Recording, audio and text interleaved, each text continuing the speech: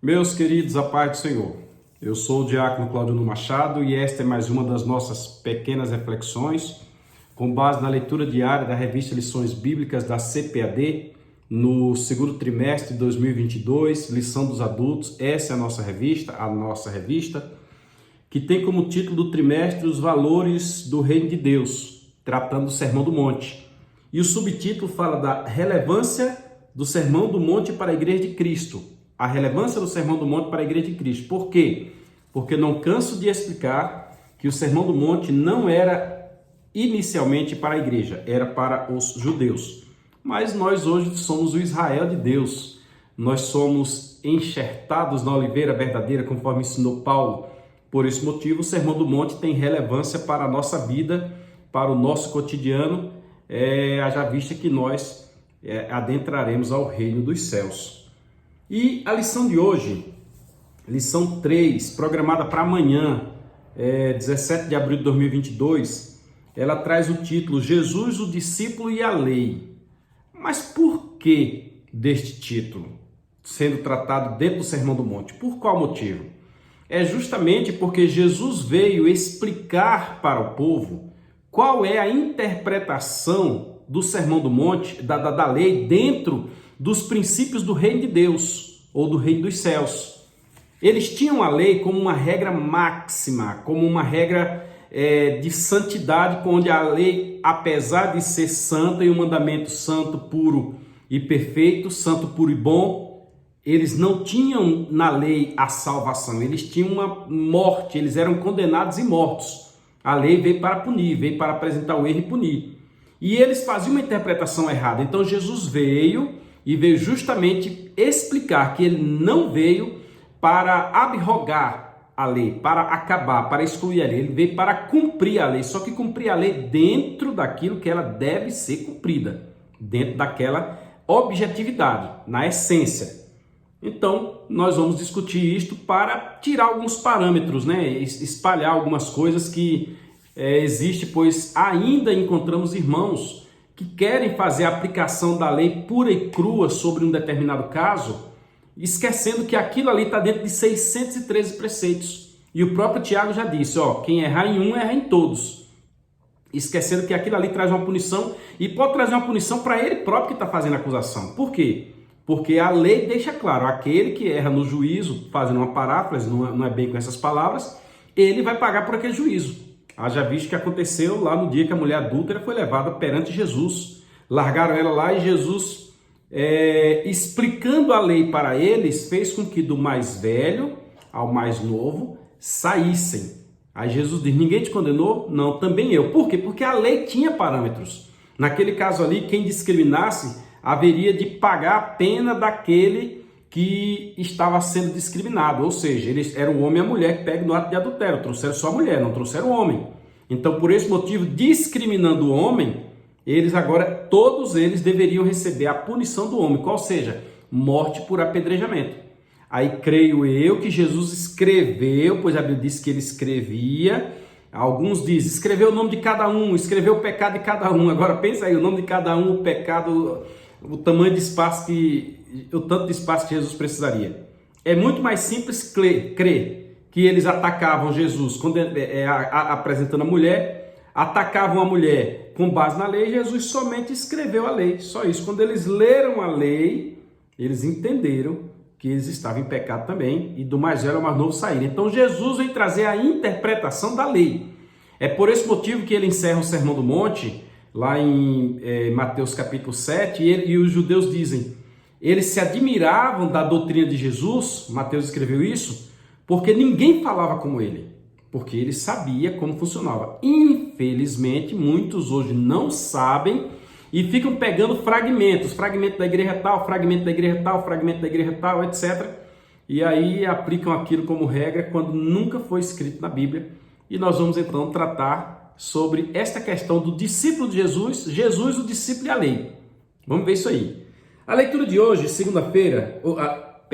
a leitura de hoje, sábado, está na carta aos Romanos, capítulo 13, versículos de 8 a 10, e na carta aos Gálatas, capítulo 5, versículos 6 e 25. Repetindo, Romanos 13, de 8 a 10, Gálatas 5, de 6 a 25. Sendo Gálatas no início do ministério de Jesus, depois da primeira viagem missionária, ali em Atos capítulo 15, por causa disso que surgiu o Concílio de Jerusalém, e sendo Romano no final do ministério de Jesus, no final não, quase no final do ministério de Jesus, quase na metade da terceira viagem missionária, quando Jesus estava em Roma.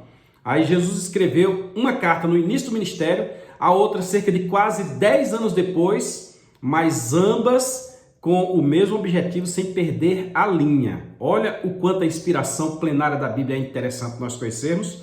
Nós estudamos no trimestre passado sobre a Bíblia.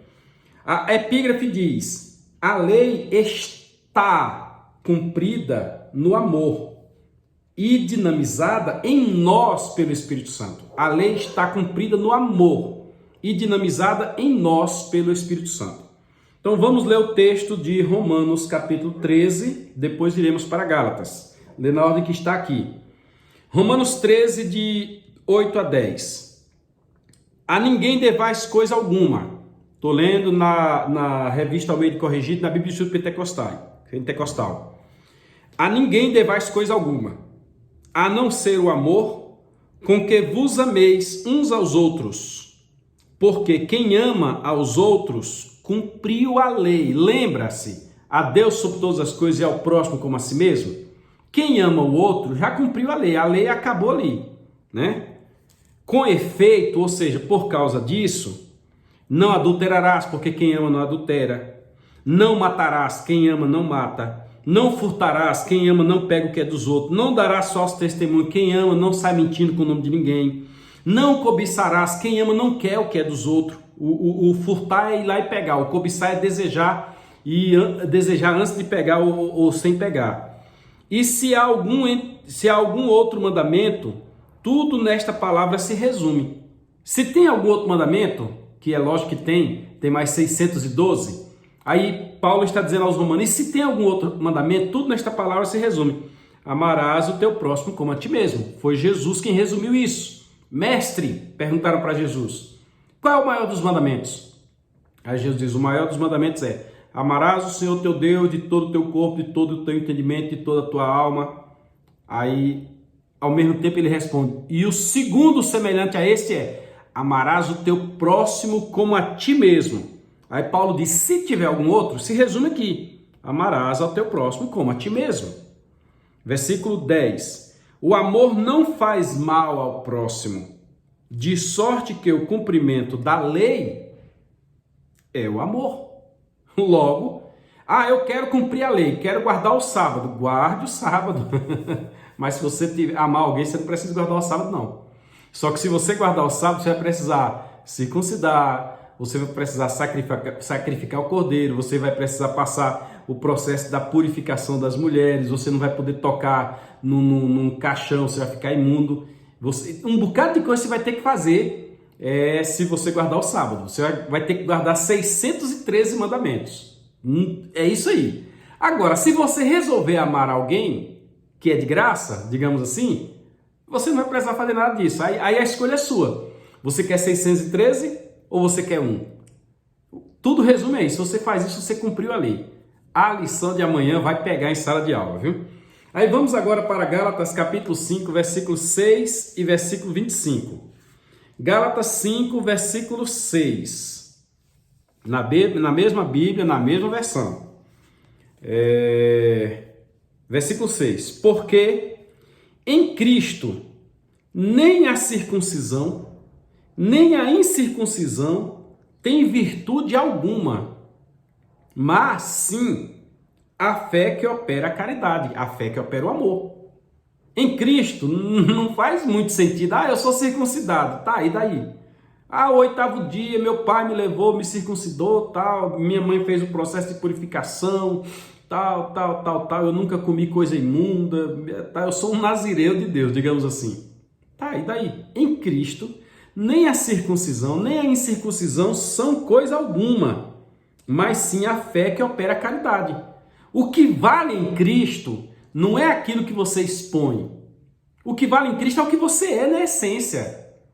Se você é sincero, se você é verdadeiro, se você ama a Deus, se você ama o próximo, se você pratica tais coisas, Já lemos em Romanos que a lei cumpriu-se aí. E agora nós estamos lendo que a fé, com esta caridade apresentada, com este amor na prática, ela supera a lei. Logo, alguém que está preocupado em, fulano tem que ser punido por isso, meu irmão, entenda que a punição é a questão da lei. A lei sim, tinha que levar o camarada a punir, mas a fé leva você a amar. E quando você ama, você pratica aquela coisa chamada empatia. Você se coloca no lugar da pessoa, você antes de falar, você ouve, você olha, você tem certeza, você analisa, você pensa e por último você vai para o lugar dela. Quando você se coloca no lugar dela, você diz, e aí, será que eu gostaria de fazer isso? Vamos ainda para o versículo 25 do mesmo capítulo 5 de Gálatas, que diz assim, não sejamos, 25, se vivemos no Espírito, melhor dizendo, andemos também no Espírito. E quem anda no Espírito tem o quê? Vou te falar. O fruto do Espírito não tem as obras da carne. E o fruto do Espírito é o quê, irmão? Começa com amor, caridade, começa com gozo. Você em si, você tem prazer, gozo. Depois você tem paz, longanimidade, benignidade, bondade, fé, mansidão, temperança. E a Bíblia diz, contra essas coisas, não há lei.